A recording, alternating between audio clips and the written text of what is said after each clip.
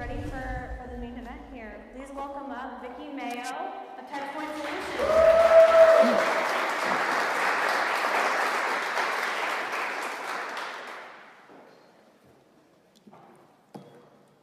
All right.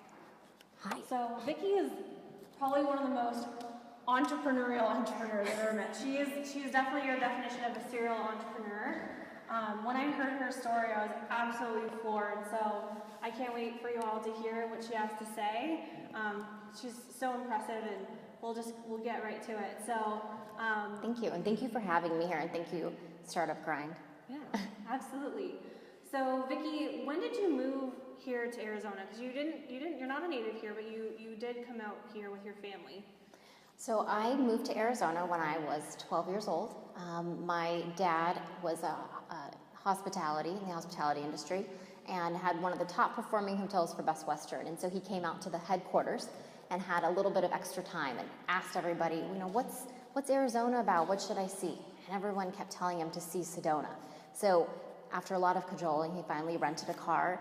He only made it as far as the village of Oak Creek, saw these amazing, monumental red mountains, and next thing I knew, we were moving here. It's my favorite place to go on the weekends, and hiking in Sedona, so I can see why he would be captivated by it. Yeah.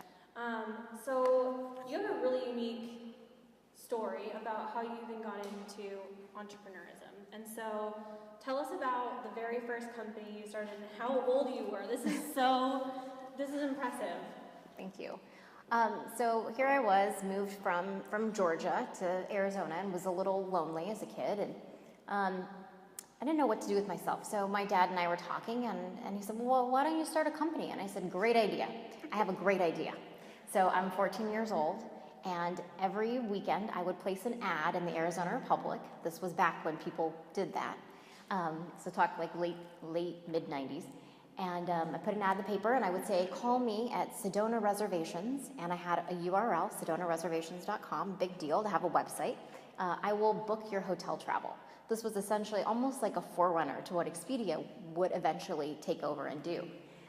So people would call me, I'd book hotels and tours and restaurants, and essentially it was this little boutique travel agency, which I sold when I was 17 before going off to college. So before she's even legal and adult, she's already had one company and sold it. So already makes me feel real inadequate as a human. But so then you went off to college, and this wasn't even really the beginning of, there are so many things I think have come up in your life that people would have quit and stopped going. But you went off to college. Where did you go? Where did you start off at? So I actually graduated high school early, and I took 6 months off to ride. So I was an international dressage rider. So I wanted to work with my horseback riding trainer. My parents said, you can finish school early, but you have to go to school. So I actually started off at ASU. Then I moved off to Trinity University, and I was there for a year and a half until a very sort of everything came to a culmination. I was driving after being at the library studying all day, and I actually still to this day have no recollection of what happened. All I know is that I somehow managed to pull over on the side of the road. I had passed out, and the doctors diagnosed me with a heart condition, and I had to move back home to have heart surgery. So I was 18 years old, and the heart surgery was ultimately unsuccessful, and I spent the next 12 years of my life trying to manage and deal with my heart. So I came back to Arizona, went to ASU for a semester, and decided it was a little too close to home. So I went to the only politically correct university in the state, which of course is NAU, because no one cares if you're a lumberjack. Go Lumberjacks!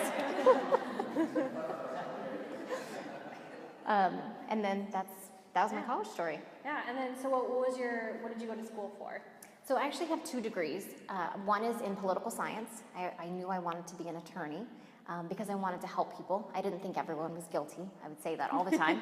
And then I also got a secondary degree in hospitality. So I finished my schooling pretty quickly. I did heavy credits, and my dad looked at me and he was like, you're not graduating, you're too young. So I had grown up in the hospitality industry. Remember, I had Sedona Reservations. I knew hospitality was going to be a breeze, plus half of our classes were at bars. So it was the logical choice. That's awesome. And then you continued your education after that, right? I did. I actually ended up going to law school as well later. Yeah. So So just a few things. And then what's really amazing is even still at a very young age, I think you took into perspective a really caring heart. I think it was really impressive. Vicki told me that she adopted this 13 and 14-year-old, their brothers, and at the age of 20. So tell us, like, how did you end up adopting 2 boys at the age of 20? So one of them is right there. Oh. Say hi. Hey. That's Jyoti. So he's the younger one of my 2 boys. Right. For the record, also the very extroverted, boisterous one. So kind of runs in the family, yeah. Right? It's funny, we're actually very, very similar. People really thought that like we were truly related because we're so similar.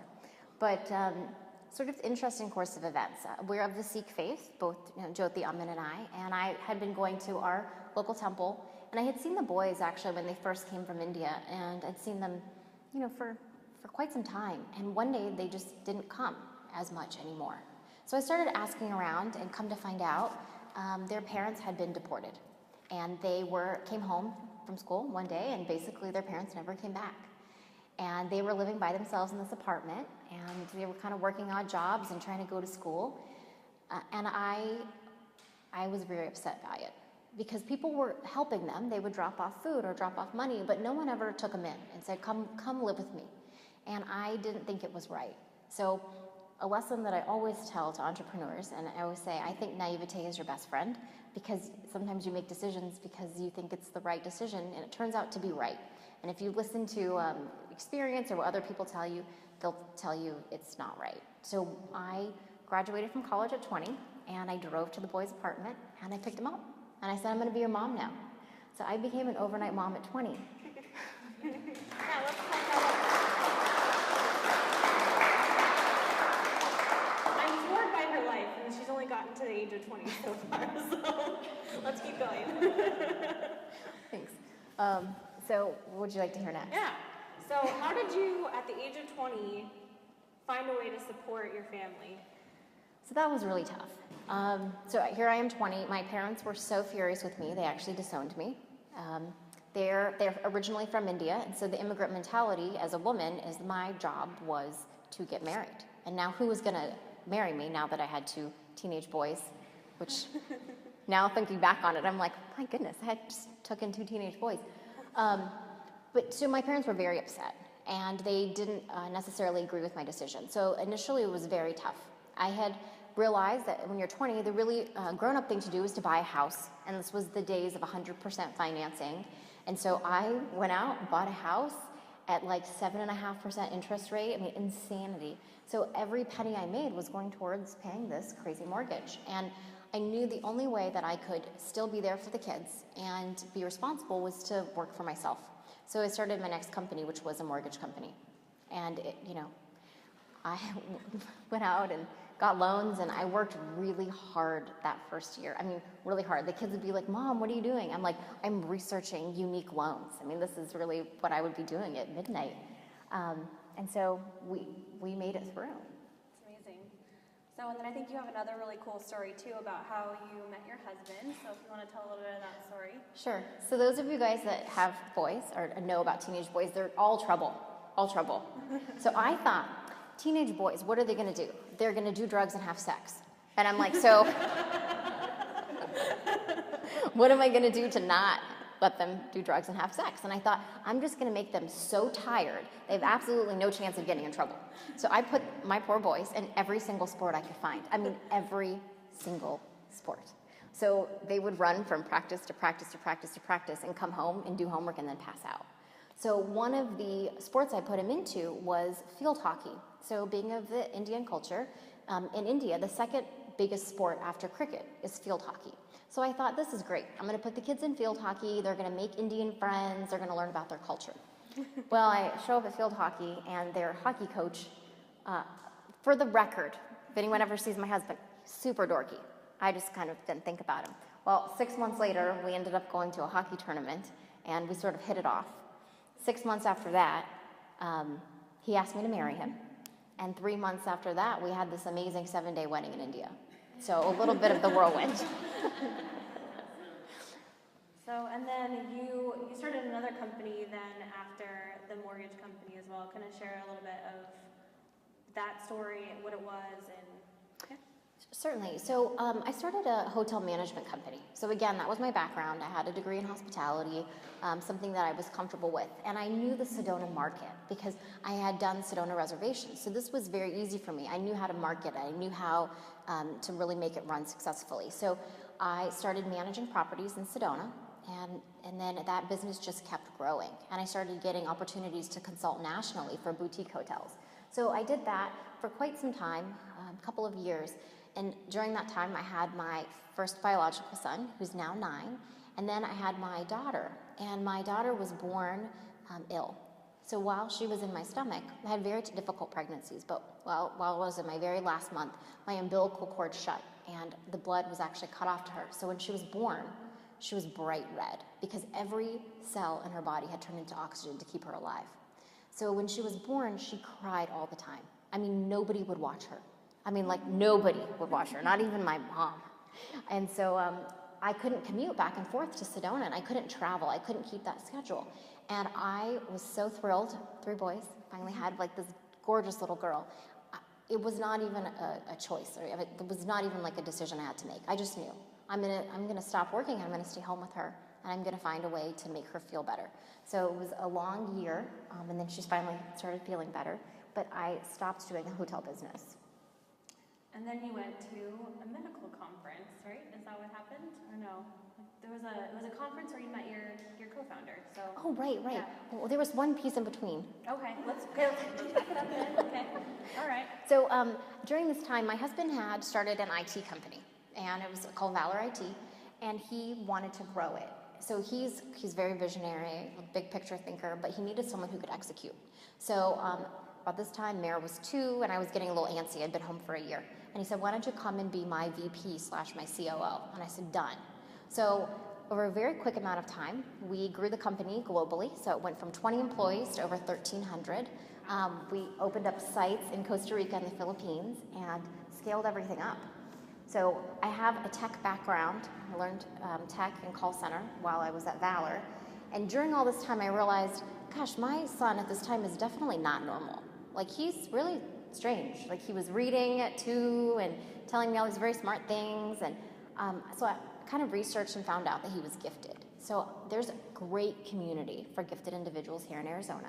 So I went to this conference, and there was this keynote speaker, and everything she had to say was like magic. I mean, I still to this day have all the notes I took, because everything she was saying was for my son. I'm like, yes, he does this, and yes, and this is how I should handle it. So after the conference, I walked up to her and I was like, I don't know who you are and you don't know who I am, but we're gonna be best friends. And that was actually Dr. Amy Sarin. So that was 8 years ago. And fast forward about a couple of years ago, we decided to start TouchPoint. That's awesome. So what was kind of that nagging question in your mind that you wanted to answer with TouchPoints? What was that initial pain point that you wanted to go solve? Right, so again, that darling little girl, Mare, she's 4 and was crying all night. All night. She had these horrible night terrors. So I would be up with her, all night, and you can't wake up a child when they have night terrors. So I would just stay up with her, and I would wake up in the morning exhausted. So I called Amy one day, because now we'd become really good friends, mommy friends, and I was just complaining about how tired I was. And she said, well, why don't you try this technology that I invented? And I was like, okay. She's like, I spent a decade, researching this, and I know that it works. So that night, during a particularly heinous night terror, I put what would later become the TouchPoints in Mare's little hands, and within 30 seconds, she fell asleep. And the next morning, she woke up happy. And I couldn't believe it. So as soon as I dropped her off to school, I called Amy, and I said, what was that technology, and what are we going to do about it? So from my life, from adopting the kids to working in the foster care system, I always knew my passion in life was to help people, and my purpose is I'm really good at business. And so with TouchPoint, I told Amy, I want to take this, I want to make this affordable, and I want to make this accessible. I want to make this technology available for everyone, because you don't have to be stressed out. There's other options for you. And so my purpose and my passion were truly able to intersect at TouchPoint, and that's why we decided to partner together and bring this amazing technology to the world. Cool. So creating a wearable is rather difficult. Like there's a lot that's involved with design, with figuring out, hey, is this thing actually going to work when I bring it to market? Is it expensive? So there's something really cool that you did in order to even fund it to begin with. So let's talk about just how you funded it, and then we'll kind of go in through how you actually began to design the device. So let's talk about like your crowdfunding experience. Yeah. So it is really hard to make a wearable, but remember when I said naivete is your best friend? So I was like, sure, I mean, I can build a wearable. What do I know? It's going to be great. So again, I really believe heavily in that concept. So we used crowdfunding, and we used it twice now, and I'm such a big proponent of it. When we first launched in December, we had built out designs, and we were very close to finalizing everything and actually going into production. So we launched on Kickstarter. And it was a fantastic way to get the product out and also just to garner support from an initial community. So our Kickstarter supporters continue to support us today. In fact, they were the first backers for our second campaign on Indiegogo. It's amazing. How did you get the word out about the initial campaign? What advice can you give people that? So obviously venture capital, angel funding is one way to go about getting funding for your business. Bootstrapping is of course another. And then crowdfunding is increasingly popular, but I think a lot of campaigns die on Kickstarter and Indiegogo. They don't have enough traction. So how did you build the audience to even get to where you were at? So something to understand about crowdfunding is that 60% of your revenue is going to come from what you generate. I think a lot of people have a different expectation. They're like, I'm just going to put it out there and see how it goes. Well, failure to plan is planning to fail. And so when it comes to something like a Kickstarter, you have to really make a very robust marketing plan. And so our marketing plan, I literally had written out 45 days before launch, do this, and then 10 days. And we had even planned out what emails were going to go out, every day during the campaign. What tweets were we going to be putting out? What Facebook posts? We had pre-drafted blog posts. All of that preparation is really important. And a really great resource is on Reddit. I know, the front page of the internet.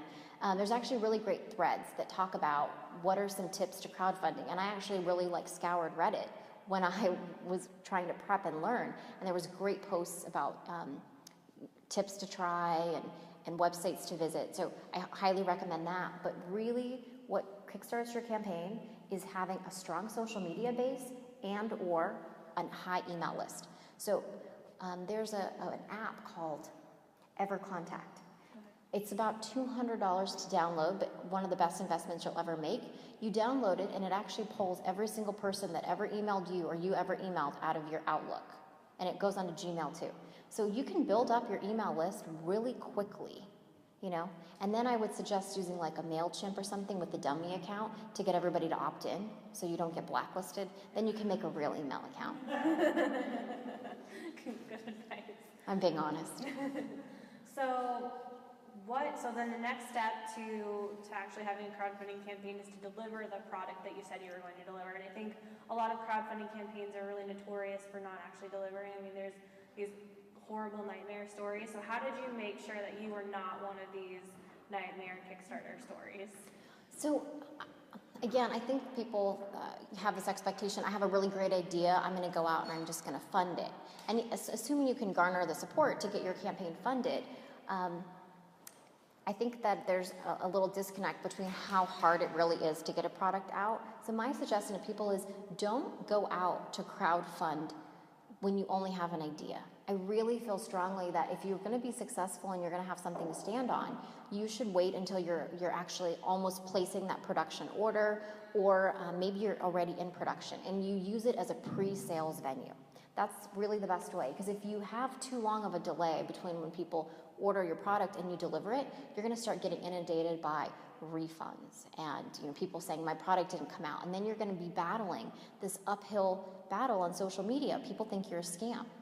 So it's a really fine line, but I would say if you're going to launch some kind of a crowdfunding campaign, don't have more than a 3-month out timeline when you're going to deliver.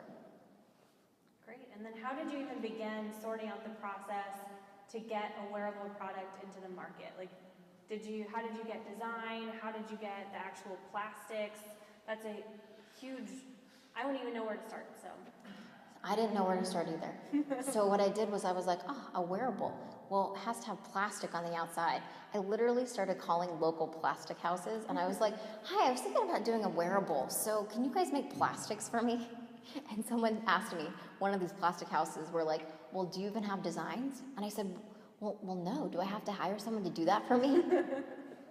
And so I thought that you did the designs for me. And they were like, no, you need someone to like model everything for you. So I said, well, who do you recommend?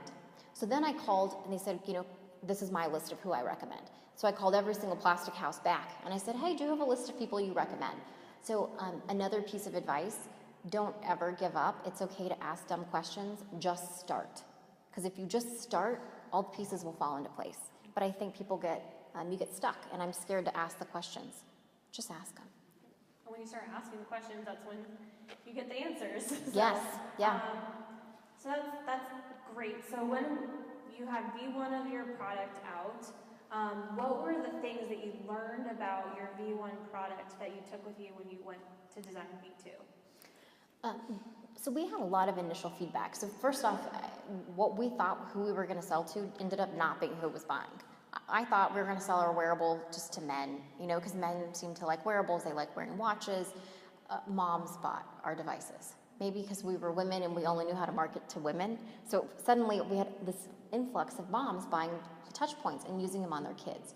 So 2 or 3 months in, I started listening to the customer service team really strongly, and I highly recommend your customers know what's happening, and you have to be in tune with your customers. And the customers were saying things like, we really like this app concept, but we really want TouchPoints to not have an app. We want to be able to use them like when our kids are taking tests or the SATs. I want to take them into a meeting, and I'm not allowed to have my phone in a meeting. So can you make a version that doesn't need an app?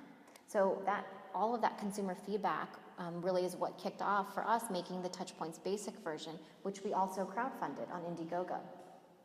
Excellent. So let's talk about, why did you choose Indiegogo this time over Kickstarter? Because Kickstarter was pretty successful for you. You raised, tell everyone how, your percentage over what you were able to raise. Oh, I don't remember. I think it was like 300 or 400% funded on Kickstarter. I know we were crazy. 953% funded on Indiegogo. Wow. So if anyone's going to do a campaign like I'm offering, I'm happy to help and happy to make introductions to Indiegogo. So the reason why I went to Indiegogo, Indiegogo actually came behind us. I actually talked to an Indiegogo rep. They actually hired a PR person for me to help launch our product. Their back-end interface is so much easier to use than Kickstarter's. I was allowed to pixel my page, meaning I could do a better job of marketing. People look at Kickstarter, and I think that for the right product, it's a good platform, and it does get a lot more views than Indiegogo does. But I think Indiegogo is a lot more friendly towards the entrepreneur putting things out. So we made that decision just by asking around, and especially if you have a product that you're shipping, not just emailing out, Kickstarter does not have a way for you to put in mailing addresses. So I'm sure you can imagine what a nightmare that was to call over 1,000 people and ask them on the phone, can I get your email address, your mailing address? It was really painful. Yeah.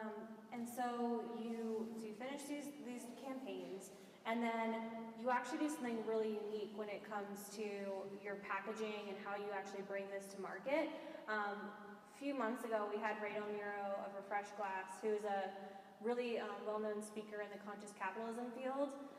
So we started to get a little bit of a taste of what conscious capitalism is, but you infuse conscious capitalism right into your business pretty much from the get-go. So tell us a little bit about, one, just for those of you who are not familiar with what conscious capitalism is, if you don't mind just sharing your definition, and then share how you actually brought that into your business. So there's a very philosophic, 4-tenet definition of conscious capitalism, but it's at its simplest form. It's just finding ways to give back and having a purpose as far as helping people in your business. And we baked it in from day one.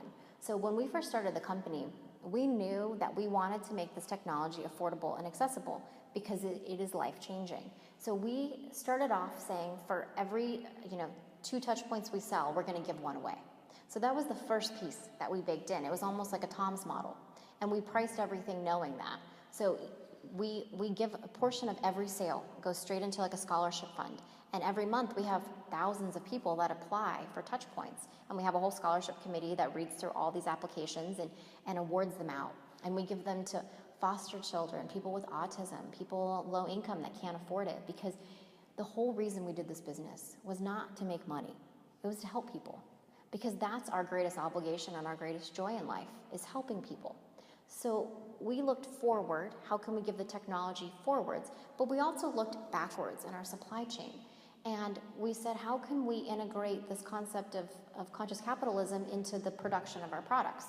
So we decided to source everything in the United States. So our touch points are all made right here in Arizona. We use local vendors for everything. So whether it's brochure printing or making the boxes, we use local vendors. But I think what stands out maybe the most, every single box that's shipped out is packaged and fulfilled out of 2 facilities. One, all individuals that are legally blind. They package and fulfill every single box. And because demand has grown so much now, we just 3 weeks ago brought on a second facility with people that have epilepsy or any kind of a developmental disability. So when you're buying a set of touch points, you're helping go forwards, you're helping yourself to be a better person, you're helping yourself to be a better mom, a better dad, a better friend, but you're also giving jobs to our economy and people that wouldn't otherwise have them. People that are legally blind, 75% of them are unemployed. Wow. So how would you recommend to the founders that are in the audience, how do you begin looking for your purpose? How did you discover this particular cause you're working with the Center for the Blind, right? Arizona Industries for the Blind. Okay. How did you pick them, and how do you suggest people go about researching people to partner with for their products? So I think the first part of the question was, how do you find your purpose? Well, everyone's purpose is different. So my history with adopting the boys and being subjected to the foster care system gave me my initial purpose. I knew that selfishly, when I met with Dr. Saren, I told her I want to give these to every foster kid in the country. Because if you could give these to a child when they're being taken away from their parents, you're actually inoculating them from the PTSD that's associated with it. And that has been my guiding light. So I find any chance I can to help a foster child. So your purpose and why you want to do this will come from your own personal experience and your own life history. You know, maybe you had a friend or a cousin with autism. Maybe, you know, you grew up without money and food insecurity is something for you. You have to look back at your life. Don't just generate or manufacture something that's a fad. Because if it's not authentic, if it didn't come from your life, it's not going to stick. So that's the first thing I'd say. The second thing is there's some wonderful consultants like this lady in the back, the black dress, that can help you find ways to integrate conscious capitalism into your business. But you can just Google. You know, if you know that you have a need, you know you have a supply chain need, you know that you need a packaging need, just look for companies that have a designation for disabled or disadvantaged. And you can even hire vets. You know, at our IT company, we actually go out of our way to hire vets. So because of my husband's background. So it's whatever your purpose is, you just have to, unfortunately, Google and dig a little bit. But great. So what would you say is the low point of being an entrepreneur? There's a lot of amazing things that you've done, but it isn't all sunshine and rainbows and entrepreneurship. We know that. yes. So what would you say, what is the thing that was when you felt like you hit rock bottom as an entrepreneur? So fortunately or unfortunately, as an entrepreneur, your highs are so high, but to balance that out, your lows are really, really low. And I don't think there's been any single one. I think that through the years, I've had so many highs and lows. And I remember at TouchPoint, we had just launched December 1st of 2016, so we've only been in business for 11 months, but it was blockbuster. We had crazy amounts of sales coming in. We did over $250,000 that first month. And it was literally my co-founder, me. I had one graphic designer friend that I roped in. I had one kind of sort of PR person. And I'm like, we can do this, right? And I literally was sitting outside. I had just dropped off. Literally my kids and I had packaged boxes all night. I had just dropped them off at the post office. And I got on the phone and the PR person and the graphic designer called me and they were like, we quit. I sat in the parking lot and cried. I thought, how the hell am I going to get this business going when it's literally just me? And I remember like exactly where I was sitting, you know. So you have these low points, and it's just, you have to surround yourself with a community of people that's going to cheer you on, because when you hit those lows, it's really, they're low. Do you feel like you had your co-founder to lean on there, or? Yes and no. So one, she's a neuropsychologist, so she'd be like, now Vicki, the dopamine in your brain is low now. And I was like, I'm not sure this is really helping me. So yes, she's definitely there, and I think it's great when you have a partner like that, and we get along really well, so that's great, but we do very different things. And I think if you're gonna have a co-founder, I think that's also something to really think about. We don't, like fight or have arguments, because her expertise is science and research and the technology behind the product. And my responsibilities and my expertise is everything business related. So I don't question her research decisions, and she doesn't question my business decisions. And I think being able to work so perfectly meshed together has really been a key to our success.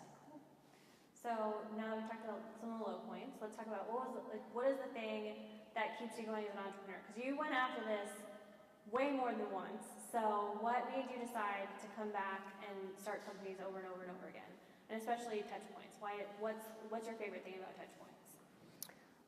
So when I was 6 years old, my cousins had come over to my house, and they had sprayed my brand new tea rose perfume everywhere in the whole house. And I was like crying. And I'm like, I cannot believe you just got rid of all my new perfume.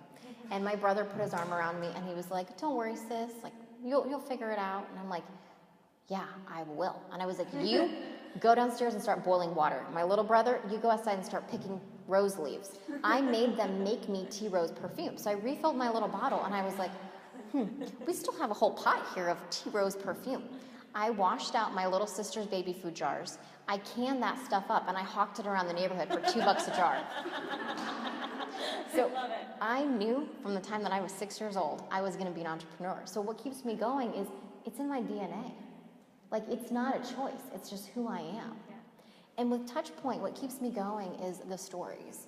I was actually just sitting over here, I came early, and I was sitting in that room where everybody co-works, and this woman just walked up to me, and she opened her hands, and she's holding the green TouchPoints. She's like, oh my God, these things are amazing. Thank you so much for inventing them.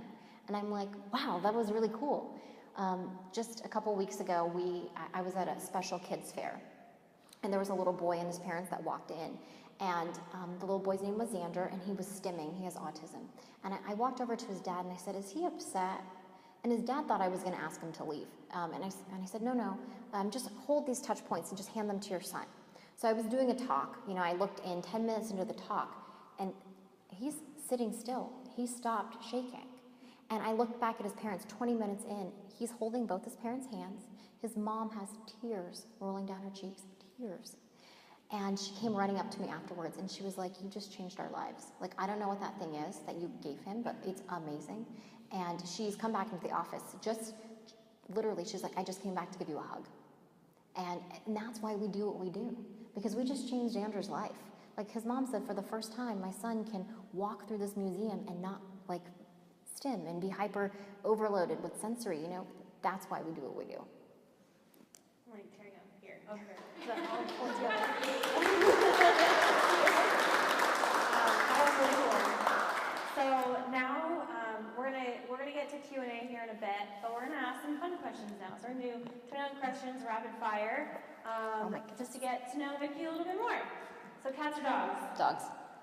Beer or wine? Wine. Sushi or tacos? Sushi. Favorite app? Favorite app? The Skim. Oh, I love the Skim. I know, it's good. Yeah. It's good. Rockstar founders too. What's your favorite OS? Like Mac or PC? Oh, PC. Okay. Really? PC? Yeah. Okay. I think you're my first one up here that said PC, so go you. Go PC. Favorite holiday? Diwali. It's the Indian Festival of Lights. Okay. Favorite car? Oh, my Jeep. I love my Jeep. I mean, that makes sense. From Sedona, right? Right. Got it. Right, it's great. I drove it today in my pink dress. Favorite vacation spot? Anywhere where there's a beach. Favorite book? The Alchemist by Paulo Coelho. Favorite movie or TV show? Oh, I'm really obsessed with Silicon Valley right now. Ooh, yeah. Favorite musical artist? Probably the Goo Goo Dolls or Dave Matthews Band. Ooh. Your go-to karaoke song? Oh, Sweet Home Alabama. Yes. Do you collect anything? I do collect shoes, whoever said that. Do you have any unusual skills or talents? I can tie a cherry in a knot, like the cherry stem. Does that look unusual? Your top strength in business? I'm very process-oriented. Efficiency is like key. What was your first job? I may have already answered this, but. Oh, actually, my first real job, I was the art director at the Boys and Girls Clubs of Sedona. Very cool. What other profession other than your own would you attempt? Oh, ice cream taste tester, hands down. I love that. What is the best compliment someone can give you? I don't know. Best compliment. I think that I'm a caring person, maybe. Okay. And then what's a cause you're passionate about? So many. Like foster care issues, top. Yeah. Who are 5 people alive or dead you want to have dinner with? Oh, Eminem. Yeah, Kim Kardashian. Don't judge me. Don't judge me. I'd like to meet JFK. Okay. And Jackie O. Does that count? Yeah. They count as They one? come together, yeah. They can come together? Okay. And who else do I really want to meet? I want to meet Paulo Coelho so badly. Is that 5? That's 4. 4? If we're putting Jackie O and Okay. JFK together. Yeah. Okay. Count that. All right. And then what's one thing on your bucket list?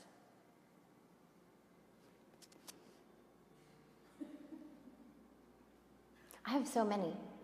Can I just say I just finished 2 of them and I was very proud of them? Yeah. So today is the anniversary. 5 years ago, I climbed to the base camp of Mount Everest. No. Yeah. That's amazing. Yeah. And my other bucket list item was I actually opened the New York Stock Exchange this summer. Ooh. So that was another one. Cool.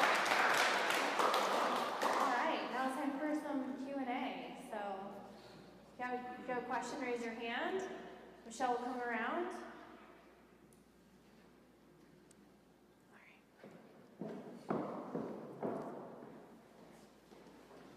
Those were fun. Would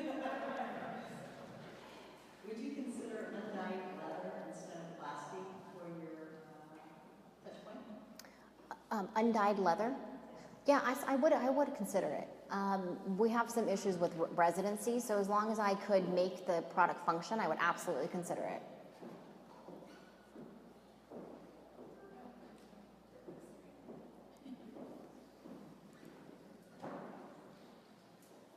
I follow your TouchPoint things on Facebook, and I noticed there's an ad that you recently did that you're in with the Paradise Valley School District, and I'm not sure the capacity of it. My educators and my family, and speaking with my sister who's in administration and my brother-in-law who teaches at high school, there's a huge need for autistic children, a lot of trauma. So what are you doing in PD School District, and is there a way to incorporate touch points for the very low income type of families that these two educate teach in? Yeah, absolutely. So as far as autism goes, we actually have touch points currently in all the autism academies throughout the state. We have them at Gateway Academy. And so for individuals with autism, it is absolutely profound. They put them on in the morning and they leave them on all day. And they're able to integrate, so it's incredible. PV School District, actually the district has just allocated funds to be able to use it and give at least 1 set with the goal of getting 5 sets in every single classroom throughout the Paradise Valley District. And it's because they know putting a kid in timeout is not beneficial, right? The children are acting out because they have ADD, they're over-medicated, they're titrating down from medication, or they just have hyperarousal. And so when you give an alternative, like using touch points in the classroom, you're actually helping a child be able to learn. And with ADHD, we have an initial research study going on with Midwestern. We're showing a 13 times improvement in attention span. So if you put that and quantify it, that means in an 8-hour school day, a child would have 3.65 more hours that they would be paying attention and actually absorbing and learning.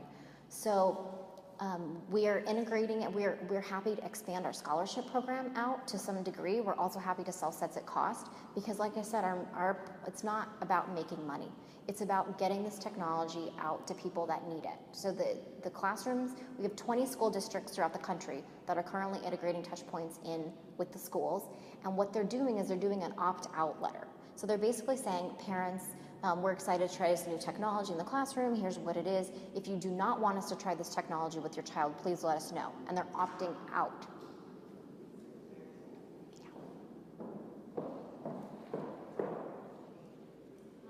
So you definitely do a lot, which is an understatement. So the quick question would be, when do you sleep? But the real question is definitely when your work is your passion, it's really hard to stop working. But it seems like you balance a lot. So what advice can you give on when all your passions and work and everything blend together? How do you find balance? So when do I sleep? I use my TouchPoints to turn my brain off so I can go to sleep almost every night. And I usually only sleep for like 6 or 7 hours, but I get a good solid 6-7 hours. As far as this concept of balance, so I've struggled with it, right? People are like, oh, when you leave work at 5, you should like leave work at 5. I have just come to understand and accept that balance is different for everyone. And there are periods of time where it is 24/7 and you simply cannot turn off your brain, and to force yourself to do so is actually more detrimental than to just keep working. But there's other times in life where the pendulum swings the other way. And it's like, I can, go hang out, I'm on vacation, I'm hanging with my kids, I'm doing very little work. And I think once I stopped trying to fit myself into a box of what balance is, I became a lot happier, and it became a lot easier to just disengage, even if it was for a few hours. Like, my husband and I are going out for dinner. I'm going to not talk about work for 2 hours, and I will tell him we are not having any shop talk. And we can really just sit back and hang out and enjoy for 2 hours. And then at the end of 2 hours, you go back and you can engage again. But don't force yourself into, that's just my advice across the board. I think, at least for me personally, I was a lot happier when I stopped trying to chase after the concept of balance. And then too, I use my TouchPoints a lot.